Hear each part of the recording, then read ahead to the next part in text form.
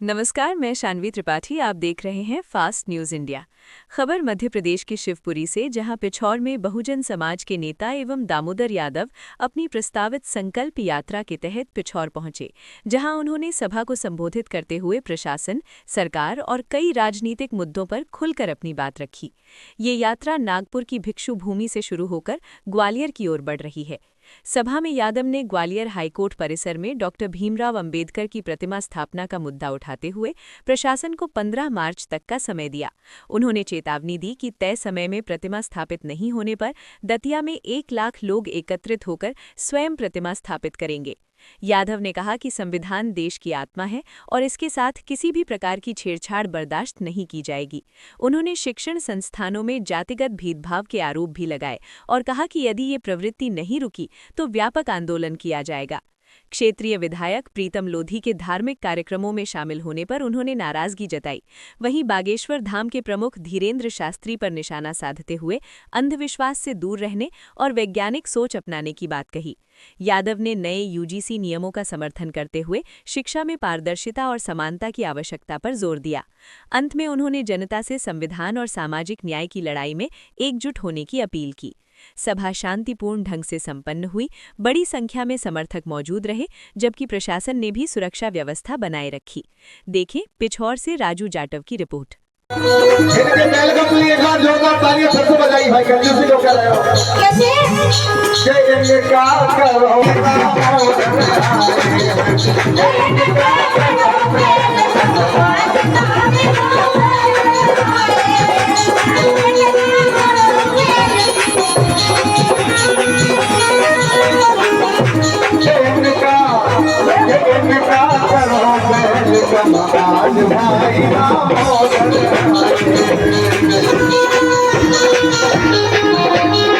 जो संकल्प यात्रा निकाली गई, इसका उद्देश्य क्या है?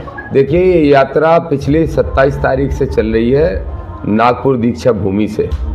मैं और अस्ते जी और हमारे रायसिंह बौद्ध और कुछ साथियों ने वहाँ जाके संकल्प लिया था कि बाबा साहब की स्टेचू जब तक ग्वालियर हाई कोर्ट में नहीं लगा देते तब तक हम लोग शांति से नहीं बैठेंगे, न सरकारों को बैठने देंगे।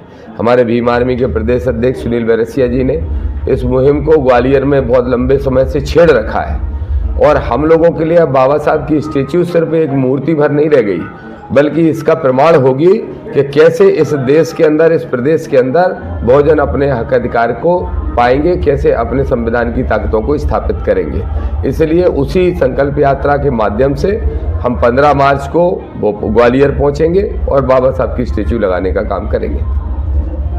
सर, जैसे कि आज आप यहाँ पिछोर आए हैं, तो यहाँ पिछोर में क्या उद्देश्य रखे हैं? आप यहाँ पे कुछ अलग से करेंगे? संकल्प यात्रा के माध्यम से ही हम पिछोर भी पहुंचे हैं। पिछोर के उन लोगों को हम धन्यवाद देते हैं जिन्होंने यहाँ पे सामंतशाही ताकतों को हरा के और निश्चित रूप से अम्बेडकरवादी सोच को स्थापित करने के उद्देश्य से एक परिवर्तन किया था, लेकिन कहीं उसमें कमी रह गई है। आगे चुनाव में हम यहाँ पे अम्बेडकरवादी ताकतों को स्थापित करेंगे और ऐसे ही लोगों को विधायक बनाने का काम करेंगे। सर, अभी एक कानून चला था यूजीसी पे, उस पर आप क्या कहना चाहते हैं? यूजीसी का कानून में जो परिवर्तन किए गए हैं वो सुप्रीम कोर्ट की ही सलाह पे परिवर्तन किए गए। 118% जातिगत घटनाएं की संख्या बढ़ गई थी, इतना प्रतिशत बढ़ गया था। सुप्रीम कोर्ट ने कहा, उसमें सरकार ने कठोर नियम बनाए, जो नियम SC ST OBC के हित में है। जो लोग भी यूजीसी के बदले हुए नियमों का विरोध कर रहे हैं वो यूजीसी का नहीं बल्कि OBC का विरोध कर रहे हैं। दिग्विजय सिंह उनका बेटा कर रहा है, बीजेपी तो विरोध करती ही है। इनके असली चेहरे सामंतशाही मनुवादियों के सामने आ गए, लेकिन SC ST OBC एक मुट्ठी बन के तैयार है। हमारे राष्ट्रीय अध्यक्ष आदरणीय भाई चंद्रशेखर आजाद जी ने इकलौते सांसद हैं जिन्होंने सदन से लेकर सड़क तक इस मुद्दे पर लड़ने का काम किया और भीम आर्मी ने 12 तारीख को भाई बैरसिया जी के आह्वान पे एक बड़ा आंदोलन किया और सबसे ऐतिहासिक आंदोलन इस यूजीसी के मुद्दे पे देश में वो आंदोलन हुआ है और उसको हम जारी रखेंगे। फिर से घेरेंगे CM हाउस, जरूरत पड़ेगी तो फिर घेरेंगे, लेकिन हर हाल में यूजीसी के नियमों को लागू कराएंगे। जैसे कि अभी आपके और दीन शास्त्री के बीच में टिप्पणियां चलती रहती हैं, अभी कुछ महीने 2-3 महीने से दीन शास्त्री कैमरा वन नहीं दिख रहे हैं, इस पर क्या कहेंगे आप? डर गए हैं, उनको संविधान की ताकत पता चल गई है। वैसे तो वो रोज ठटरी मारते थे। मैं तो कहूँगा आओ स्वागत है धीरेन्द्र शास्त्री, आओ मेरी ठठरी बांधो, तुम मेरी ठठरी मारोगे, हम तुम्हें जेल भेजेंगे। ये बाबा साहब के संविधान से चलने वाला देश है, मनोविधान से चलाने का सपना देख रहे हैं जो शेख चिल्ली जैसा, उनका सपना कभी पूरा नहीं होगा। धीरेन्द्र शास्त्री ने अभी कुछ यहाँ पर कथा की थी, तब बोला था कि पिछोर भी आएंगे, तो उस पर पिछोर आएंगे तो क्या उनकी चीज़ रिलीज हो पाएगी? मेरे ख्याल से तो वो पिछोर आएंगे नहीं।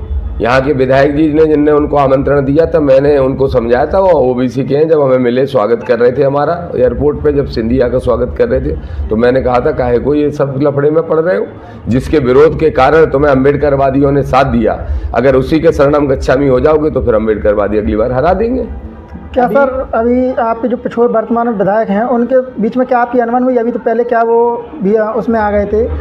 नहीं, कोई अनबन नहीं हुई है। देखिए ऐसा है, अनबन व्यक्ति विशेष की नहीं, हमारी विचारधारा का मामला है। जो हमारी विचारधारा में कट्टरता से हमारा साथ देगा। देखिए, मनुवादी और अम्बेडकरवादी एक तो नहीं हो सकते जी। अगर आपने नीला गमछा पहना है तो फिर आप भगवा अपने सिर से नहीं बांध सकते जी। ये आपको सोचना पड़ेगा।